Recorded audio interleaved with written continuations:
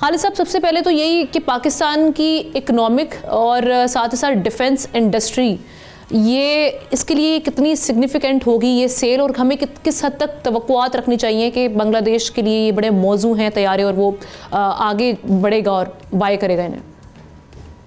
بہت شکریہ آمنہ، آپ نے انوائٹ کیا.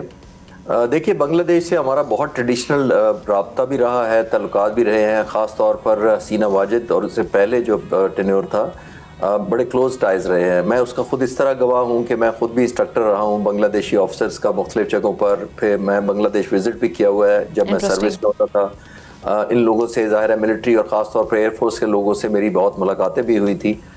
لیکن اس دوران سب سے زیادہ جو پازیٹیو چیز اس وقت بھی تھی اور الحمدللہ آج اس میں ویلیو ایڈ ہو رہی ہے، وہ یہی ہے کہ ہندوستان کا انفلوئنس وہ بھی آفیسرز اور ان کے خاص طور پر ایئر فورس پائلٹس نہیں چاہتے تھے. لیکن بعد میں حسینہ واجد کی حکومت آ گئی، آلموسٹ 16 سال رہی. انہوں نے جتنا انفلوئنس ہندوستان کا ہوا وہ تو تاریخ کا حصہ ہے. لیکن کمنگ بیک ٹو جو JF-17 تھنڈر کی بات کر رہی ہے، دیکھیے آمنہ، یہ ہمیں کلیئر ہونا چاہیے کہ جب بھی کوئی ملک جہاز لینا چاہتا ہے، اور ظاہر ہے یہ میرٹ پر ہی جہاز خرید رہے ہیں، کوئی سمپتھی میں نہیں لیتا، وہ اپنی ریکوائرمنٹ پہلے دیکھتے ہیں، اپنی نیشنل انٹرسٹ جو ایئر فورس کی انٹرسٹ ہے وہ پہلے رکھتے ہیں. اس پہ 4 میجر کرائٹیریاز ہوتے ہیں جب اس طرح کا جہاز سلیکٹ کیا جاتا ہے. نمبر 1، ظاہر ہے دنیا میں کوئی بھی جہاز لینے سے پہلے اس کی اپنی پرفارمنس دیکھی جاتی ہے کہ اس کے اندر ایویونکس ہے، الیکٹرانکس ہے، انجن ہے، کتنی ریلائبلٹی ہے، سیفٹی ریکارڈ کیسا ہے، پہلے وہ دیکھا جاتا ہے. دوسری چیز جو آپ نے بھی ذکر کیا، افورڈیبلٹی دیکھی جاتی ہے کہ یعنی جہاز وہ اکنامکلی افورڈیبل ہے ایک ملک کے لیے. آپ نے رافیل اور اس کی قیمت کا کمپیریزن بھی کیا. تو نمبر 2 دیکھی جاتی ہے کہ افورڈیبلٹی کیسی ہے. نمبر 3 اور موسٹ امپورٹنٹ چیز ایک اور دیکھی جاتی ہے، وہ یہ دیکھی جاتی ہے کہ جو ملک پرووائڈ کرنے والا ہے یا سیل کرنے والا ہے جہاز، جو مینوفیکچر کرتا ہے، وہ ریلائبل سورس ہے یا ان ریلائبل سورس ہے. یعنی کہ کل کو حالات بدلیں گے تو یہ تو نہیں ہوگا کہ اس ملک کے، اگر اس کیس میں بنگلہ دیش ہم سے لیتا ہے تو اس کے اسپیئر پارٹس کی، اس کی مینٹیننس اور سپورٹ اور اپگریڈیشن افیکٹ ہو، وہ دیکھی جاتی ہے.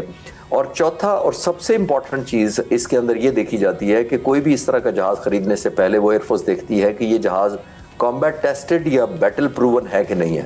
جس کا مطلب یہ ہے کہ اس نے کسی کارکردگی میں، اصل میں جنگ میں یا کانفلکٹ میں حصہ لیا کہ نہیں لیا. الحمدللہ ان سارے کرائٹیریاز پر JF-17 تھنڈر آئیڈیلی پورا آتا ہے. وہ یہ نمبر 1، انتہائی اپنی رینج کے اندر جو اس کی اپنی بریکٹ جس کے لیے بنایا گیا، انتہائی قابل جہاز ہے، افورڈیبل ہے. پاکستان ٹرسٹ وردی ہے کہ مینپولیشن نہیں ہوگی پولیٹیکل. اور چوتھا اور موسٹ امپورٹنٹ جو ہم نے ابھی بات کہی ہے کہ کنٹینویشن ایشورڈ ہے اور بیٹل پروون اور بیٹل ٹیسٹڈ ہے.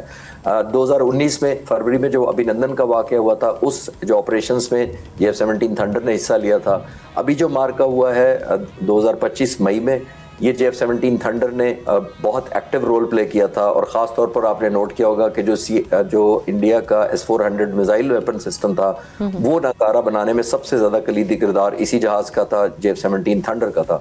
تو جب آپ اتنی سیریز آف ٹیسٹ سے جہاز ایک پاس کرتا ہے اور دنیا اس کی طرف توجہ ہوتی ہے، تو پھر ظاہر ہے وہ رجوع کرتی ہے آپ سے لینے کے لیے. تو الحمدللہ ابھی اور بہت سارے ملک ہیں، ظاہر ہے کانفیڈینشیلٹی کی اور سینسٹیوٹی کی وجہ سے پاک فضائیہ بتانے کی پوزیشن میں نہیں ہے. بہت سارے ملک انٹرسٹڈ ہیں، صرف JF-17 تھنڈر نہیں.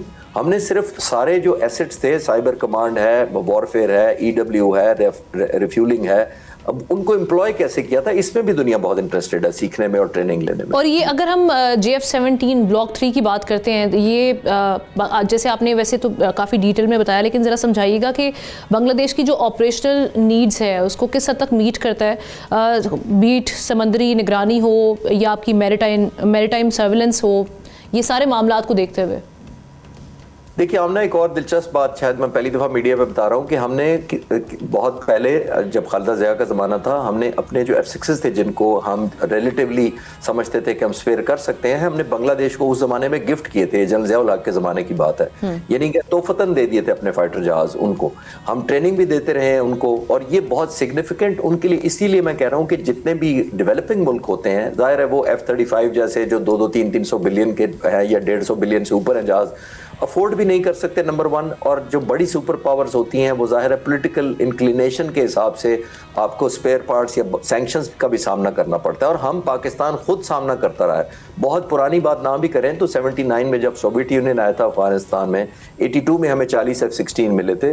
جب نئے جہاز اور آرڈر بھی کر دیے، اس کے بعد ہمارے 658 بلین امریکہ نے روک لیے تھے اور اس کے بدلے میں گندم آفر کی تھی. سینکشنز لگا دی گئی تھی، ہمیں اسپیئر پارٹس نہیں ملتے تھے. ہمارے لیے سروائیو کرنا F-16 فلیٹ کو بڑا مشکل ہو گیا تھا. رہا. سو ابھی تو نہیں آپ سمجھتے, کیونکہ ابھی ہم دیکھ رہے ہیں جو سچویشن اوور آل گلوبلی چل رہی ہے, امریکہ کا جو کنسرنس پائے جاتے ہیں, چاہے وہ اکنامی کو لے کے ہو یا باقی معاملات کو لے کے, کوئی ایسی ہرڈل یا رکاوٹ امریکہ آنے والے دنوں میں اس بائنگ کو لے کر کریٹ کر سکتا ہے؟ دیکھیے بہت سارے جو ملٹری کے ہارڈ ویئر بیچنے والے خاص طور پر جو بڑے ملک ہیں, رشیا, چائنا اور امریکہ, وہ ہم جیسے لوگوں کو گرو کرنے بھی نہیں دیتے. By the way JF-17 thunder تو اس ٹیم کو, پاک فضائیہ کو سیلوٹ ہے, اور یہ 192 ملکوں میں سے ایک واحد ایئر فورس ہے جس نے اپنا فائٹر جہاز خود بنایا, اور وہ اسی وجہ سے بنایا کہ ہم ڈیپینڈنٹ نہیں رہنا چاہتے تھے مینپولیشن پر, سینکشنز پر اور پابندیوں پر.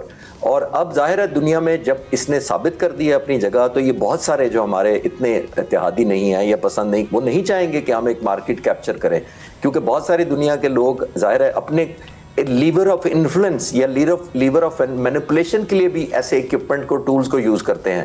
میں اسرائیل کی آپ کو مثال دے دیتا ہوں. پچھلے دہائی میں انہوں نے تقریباً 15 بلین کی جو سیل کی ہے, اس میں سے 25% ملک ہمارے اسلامی برادر ملک ہیں جنہوں نے اسرائیل سے ملٹری ہارڈ ویئر خریدا ہے.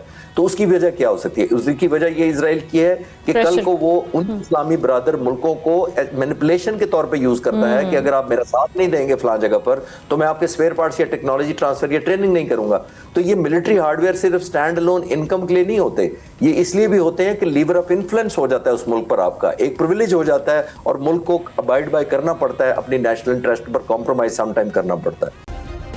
سبسکرائب کریں اور بیل دبائیں تاکہ کوئی خبر رہ نہ جائے.